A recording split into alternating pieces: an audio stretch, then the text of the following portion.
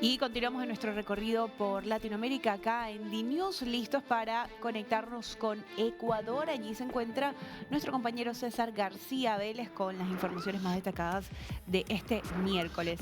César, bienvenido, ¿cómo estás?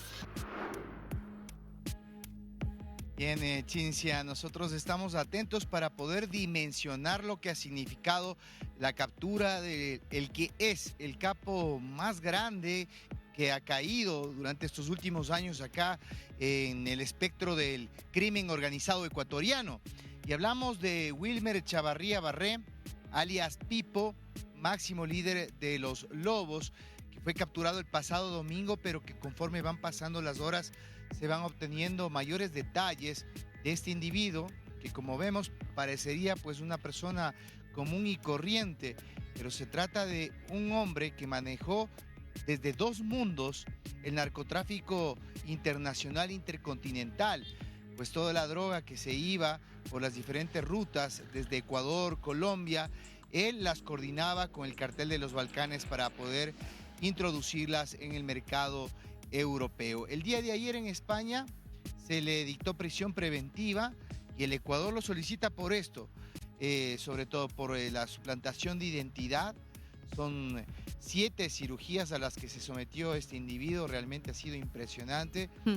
¿Te parece, Cincia? Vamos a ver a continuación una placa que se divulgó junto a Inteligencia de los miles de dólares que Pipo invirtió en su rostro. Comenzamos, por ejemplo, mira, con este implante capilar que le permitió tener una nueva apariencia, cambiando del estilo de peinados por un valor de $15.000. Esto en Dubái, en donde él estaba radicado.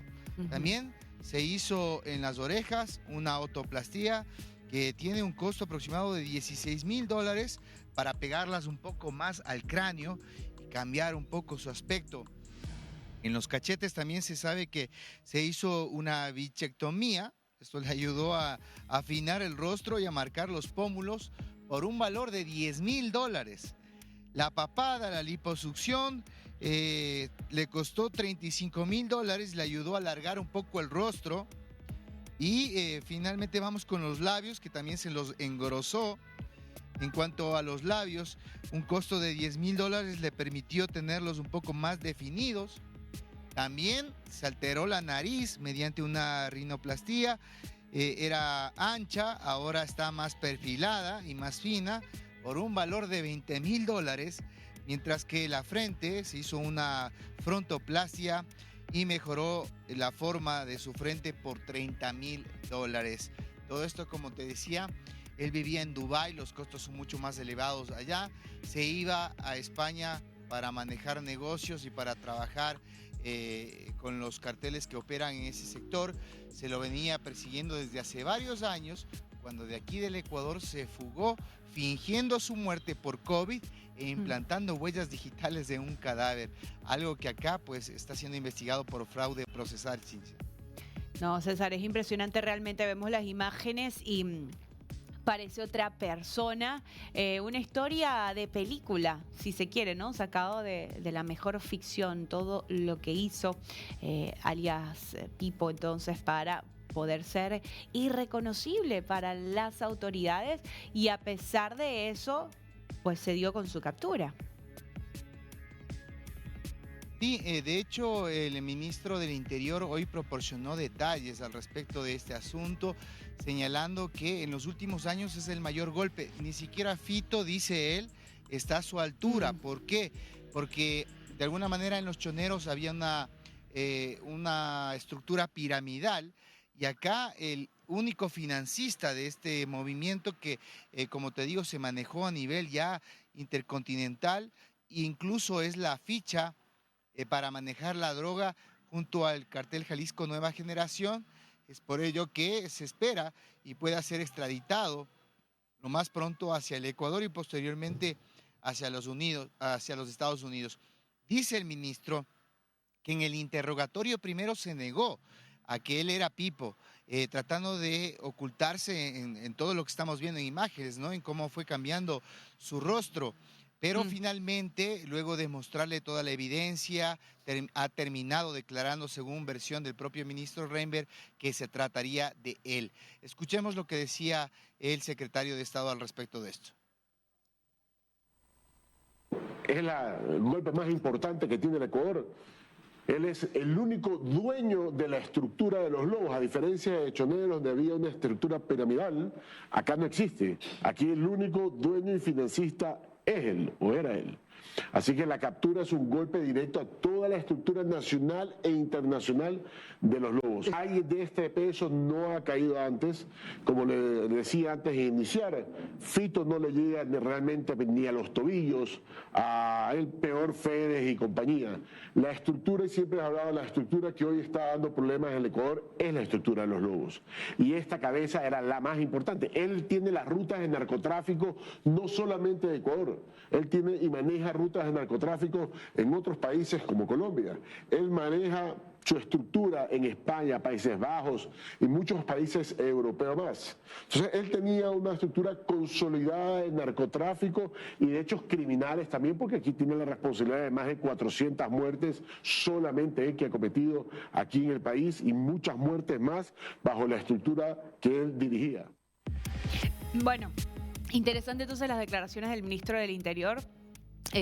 César, una captura de película, si se quiere. Bueno, este personaje pensaba que gracias a todas esas cirugías quizás no sería nunca encontrado, negó incluso que no era a él, una persona que fingió su muerte, pero bueno, lo escuchamos al ministro John Reinberg.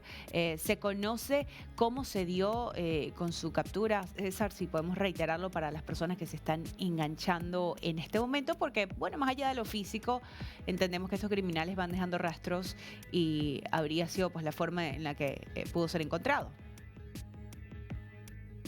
Sí, había una boleta roja de Interpol que regía a nivel mundial.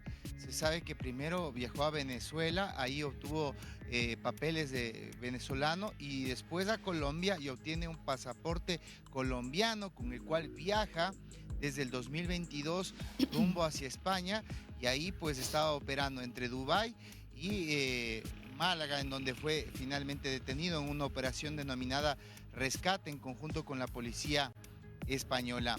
Un poco recapitulando algo que me parece importante y que está siendo investigado por las autoridades acá en el Ecuador, es cómo nació esta organización. Se sabe que cuando Rasquiña, que era el líder máximo de los choneros, estaba en la cárcel, conoció a Pipo en la cárcel de Cotopaxi, sabía de su trascendencia como sicario. Los lobos nacen como eso, como sicarios y brazo armado de los choneros, pero tras la muerte del máximo líder, del patrón de patrones, Rasquiña, Pipo decide abrirse y hacer su propia organización sin pensar en la dimensión que iba a obtener los lobos, que hoy por hoy tiene alrededor de 10.000 miembros. Analicemos una placa proporcionada por el Ministerio del Interior al respecto de los más buscados en el Ecuador, solo sobre los lobos. Cincia, en donde, como tú ves, ahí está Pipo Wilmer Giovanni Chavarría Barré, que era el máximo líder, primero más buscado, y como tú ves, se suponía que el sucesor natural sería Ángel Esteban Aguilar Morales, que está junto a esta fotografía, que es el lobo menor. Sin embargo, este individuo, según inteligencia policial, por su carácter, no podría asumir el cargo.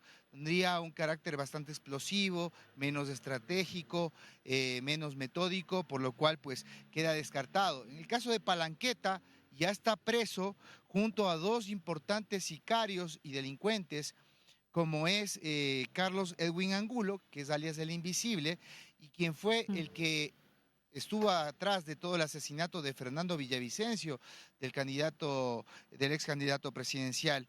Los otros, con excepción de Pico, que estaba controlando los lobos aquí en la ciudad de Quito, están presos, y ahora todo apuntaría a que alias Cianca, alguien que no estaba en este mapa, pero que fue acusado de asesinar a un coronel de la FAE, de la Fuerza Aérea Ecuatoriana, y que estuvo preso y en el 2022 recuperó su libertad.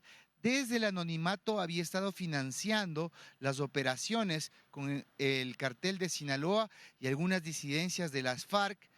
Este individuo estaría oculto en este momento en Colombia y se lo está buscando a toda costa, porque este sería, según varios agentes de inteligencia, quien estaría financiando a los lobos y que sería su natural sucesor.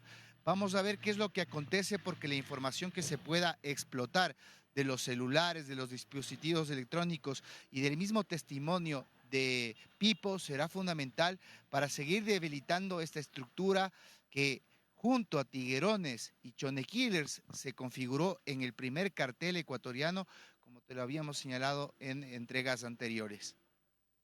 Sí, totalmente. Bueno, ni siquiera está en este afiche alias Ciancas, César, como tú dices, pues no estaba en el panorama, pero pues entendiendo la conducta, la personalidad y el haber de los demás integrantes de los Lobos, es como, bueno, esa persona que va a quedar al frente, pero realmente lo decía el ministro John Reinberg, ¿no? La captura de Pipo ha sido la más importante. Esto los deja un poco tambaleando igual, porque incluso esto de no saber o no entender bien quién será el nuevo cabecilla es un replanteo que tiene que hacerse esta organización. Estamos hablando como si fuera una empresa o algo así, pero pues realmente es una organización criminal, una gran estructura. Sí, Entendemos como tú dices. el posicionamiento que tiene además en Ecuador, el alcance internacional, o sea, todo lo que estamos hablando, un crimen transnacional lo que hacen ahí desde los Lobos. Así que pues realmente quedan un poco tambaleando, realmente quedan debilitados con esto. Sí, lo clave aquí es saber que dentro de la naturaleza de estas estructuras criminales, cuando tú cortas una cabeza, aparecen una, dos y tres, y esas Ok. se disputan el liderazgo. Esto es algo natural que viene pasando desde hace algunos años, por ello es importante afectar a las estructuras criminales desde su financiamiento, de ahí seguir la ruta del dinero y decomisar la mayor cantidad de droga para tener éxito en este tipo de operaciones. Y algo que tú mencionabas, en este proceso de reconfiguración, algo está pasando en las cárceles, porque fundamentalmente los Lobos nacieron como una banda penitenciaria que manejó, al igual que el Tren de Aragua, que pues nació en una cárcel, acá de igual manera. Pipo estuvo mucho tiempo en la cárcel de Turi del Litoral y vemos cómo se han producido misteriosos asesinatos. Contigo mismo hablábamos semanas atrás de lo que significó la masacre de Machala, con una cantidad de 31 ahorcados, que hasta Ujú. ahora no se esclarece bien por qué murieron esas personas. Recordemos que si bien muchos son miembros de bandas delincuenciales, son seres humanos, y el día de hoy otra Ujú. noticia saltó. 10 muertos aparecieron en la penitenciaría del Litoral. La prensa pregunta al Servicio Integral de Personas Privadas de la Libertad qué es lo que sucedió, por qué murieron. Ujú. No hay respuesta hasta el momento. Y esto, por la experiencia que tenemos en este tipo de temas, seguramente obedece a este tipo de capturas y a los golpes que se están dando y a la disputa que se genera internamente para dar mensajes al próximo líder que vaya a asumir este rango, ¿no?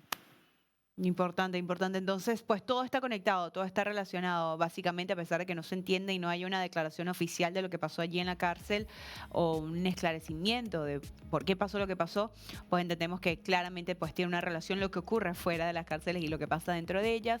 Así que, bueno, César, una importante captura, un duro golpe a los Lobos. Entendemos que es una de las principales organizaciones criminales de Ecuador. Esto un poco para poner en contexto al resto de Latinoamérica que nos ve y bueno, entender la importancia de todo lo que ha ocurrido acá, tal como lo decía el ministro del Interior. Vamos a estar muy atentos a toda la noticia desde Ecuador. César, nuevamente, muchas gracias.